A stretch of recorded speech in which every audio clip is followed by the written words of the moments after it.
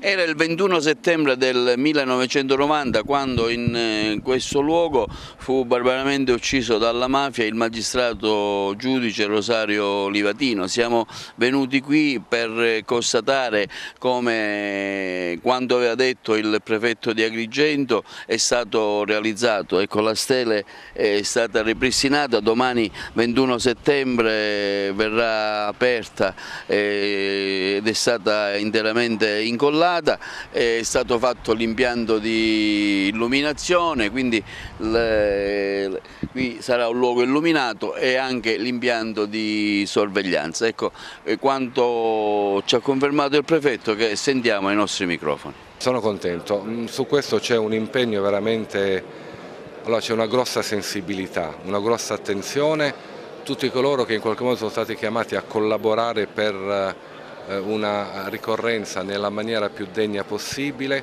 e anche con quelle piccole novità dell'illuminazione, l'impianto di sorveglianza che verrà attestato alle forze di polizia, la sistemazione, c'è tutto quanto. Quindi come dire, un piccolo contributo perché la memoria della figura del giudice Livatino sia mantenuta alta come assolutamente merita e come meritano tante persone che purtroppo hanno perso la vita a causa del crimine organizzato. Quali saranno gli eventi che caratterizzeranno la giornata del giorno 21?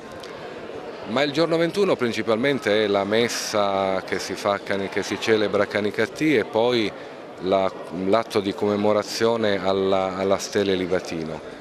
Questo è il clou del giorno 21. Ci sono poi altre iniziative nella settimana della Ghetà, sia il giovedì 22 e a seguire, poi il giorno 25 si ricorderà giustamente anche il giudice Saetta e il figlio Stefano che sono stati ammazzati proprio lungo quella stessa strada, con le intitolazioni di viadotti. Già abbiamo fatto l'anno scorso a Livatino, quest'anno anche al giudice Saetta.